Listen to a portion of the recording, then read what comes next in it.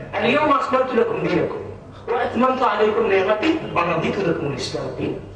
ইসলামকে তোমাদের জন্য পরিপূর্ণ করে দিলাম, নিয়ামতগুলোকে তোমার উপর পরিপূর্ণতা দান করলাম, ইসলামকে জীবন বিধান হিসেবে তোমাদের জন্য আমি সাব্যস্ত করলাম। আরে ভাই, ইসলাম মানে কিংবা না মানি, আমি ধর্ম কতটুকু মানলাম কিংবা না মানলাম সেটা আমার সফলতা ব্যর্থতা, কিন্তু ইসলামকে তো বিকৃতি করার অধিকার কারণ নেই। কোরআনের কোথায় বলা আছে যে জামাত ইসলামকে ভোট দিলে জান্নাতে যাওয়া যাবে, জামাত ইসলামকে ভোট না দিলে জাহান্নামে যাবে? তার মানে আপনি ওই ইসলাম থেকে যতটুকু আপনার প্রয়োজন ততটুকু আপনি নিচ্ছেন, যতটুকু আপনার প্রয়োজন নাই সেটা আপনি নিচ্ছেন না, আবার আপনি সংযোজন করছেন, বিয়োজন করছেন। এটা কি ইসলামের অবমাননার মধ্যে পড়ে না? এই যে মসজিদগুলোকে আমরা দেখতে পাচ্ছি, বিভিন্ন মসজিদগুলোতে আজকে পুলিং এজেন্টের ট্রেনিং করা হচ্ছে, বিভিন্ন কর্মশালা করা হচ্ছে। আরে ভাই, এই বাংলাদেশে মসজিদগুলোতে হচ্ছে আমাদের সকল শ্রেণী পেশার মানুষদের মিলন মেলা, সকল রাজনৈতিক মতাদর্শের মানুষরাও এখানে আসা যাওয়া করে। সুতরাং আপনি যখন সেখানে একটি নির্দিষ্ট এজেন্ডাকে বাস্তবায়ন করবার জন্য অপচেষ্টা করবেন, অবশ্যই সেখানে সম্প্রীতি নষ্ট হবে। সে মসজিদগুলোতে বিকেল হলে হচ্ছে যে এলাকার যারা মানুষ তারা কোরআন পাঠ করে, হাদিস পাঠ করে, এগুলো কি ডিস্টার্ব হচ্ছে না? আপনাদের কাছে সুন্দর আহ্বান, আমরা রাজনীতি করি কিংবা বিভিন্ন পরিস্থিতি মোকাবেলা করে আজকের জায়গাটাতে এসেছি। আমরাও ভুল করতে পারি, কিন্তু ভুল করলে আমাদেরকে সংশোধন করবে। কিন্তু যারা ভুল করছে তাদের বিরুদ্ধে যদি আপনার আওয়াজ না তোলেন, সামনে শীতকাল আসছে, বাংলাদেশের সংস্কৃতিতে মাহফিল, ওয়াজ মাহফিল, এটা হচ্ছে বাংলাদেশের সংস্কৃতিতে খুব দীর্ঘকাল ধরেই এটা হয়ে আসছে। কিন্তু আমরা দেখতে পাচ্ছি মসজিদ বিভিন্ন মাহফিল কেন্দ্রিক একটা রাজনৈতিক এজেন্ডাকে বাস্তবায়ন করবার স্বার্থে এখানে বিভিন্ন পথের বিভিন্ন মতের মুসলমানরা সেই মজলিসগুলোতে যায়, সেটাকে টার্গেট করে নানান ধরনের অপপ্রচার চালানো হচ্ছে, জান্নাতের টিকিট বিক্রি করা হচ্ছে। আরে ভাই, দুনিয়া থেকেও জান্নাতের টিকিট বিক্রি করতে পারে, জাহান্নামের টিকিট বিক্রি করতে পারে? আল্লাহ রাসূল মুহাম্মদ সাল্লাল্লাহু আলাইহি ওয়াসাল্লাম বিদায় হজের ভাষণে তিনি বলেছেন, আল-ইয়াওমা আকমালতু লাকুম দীনাকুম ওয়া আতমামতু আলাইকুম নি'মাতি ওয়া রাদিতু লাকুম আল-ইসলাম দীনা। ইসলামকে তোমাদের জন্য পরিপূর্ণ করে দিলাম, নিয়ামতগুলোকে তোমার উপর পরিপূর্ণতা দান করলাম, ইসলামকে জীবন বিধান হিসেবে তোমাদের জন্য আমি সাব্যস্ত করলাম। আরে ভাই, ইসলাম মানে কিংবা না মানি, আমি ধর্ম কতটুকু মানলাম কিংবা না মানলাম সেটা আমার সফলতা ব্যর্থতা, কিন্তু ইসলামকে তো বিকৃতি করার অধিকার কারণ নেই।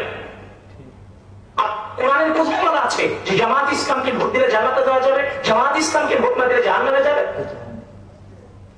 তার মানে আপনি ওই ইসলাম থেকে যতটুকু আপনার প্রয়োজন ততটুকু আপনি নিচ্ছেন, যতটুকু আপনার প্রয়োজন নাই সেটা আপনি নিচ্ছেন না, আবার আপনি সংযোজন করছেন, বিয়োজন করছেন। এটা কি ইসলামের অবমাননার মধ্যে পড়ে না?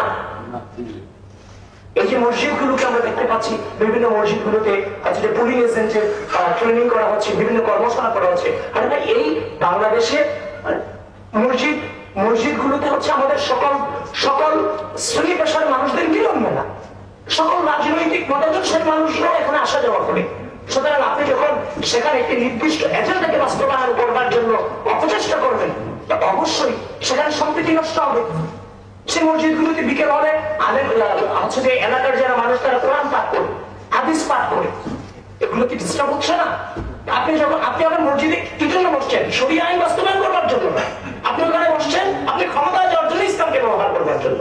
কিন্তু আপনার প্রতিদ্বন্দ্বীও তো ওই মসজিদে নামাজ পড়ে, আপনি ওইখানে বসে কার দুর্নাম করছেন? ওই প্রতিদ্বন্দ্বী যে আছে তার দুর্নাম তো আপনি করছেন, অপেক্ষা দিচ্ছেন।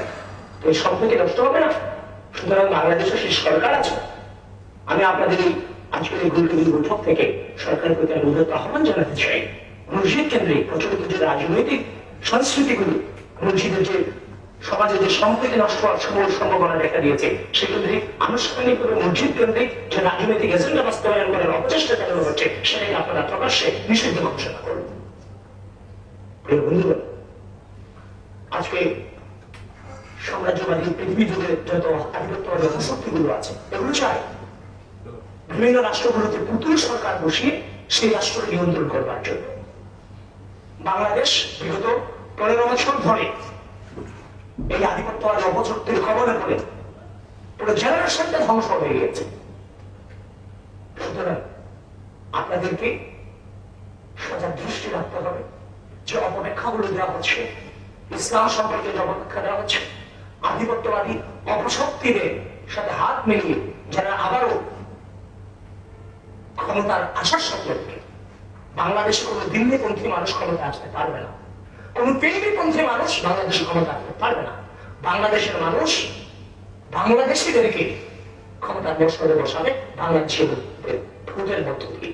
এই আইনটাকে বাস্তবায়ন করতে হবে এবং সবার আগে বাংলাদেশের স্বার্থটাকে বাস্তবায়ন করতে হবে। ভাই আমরা আবারও বলছি, যদি ভুল করি আপনি যে শাস্তি দিবেন আমি সেটা মেনে নেওয়ার জন্য প্রস্তুত।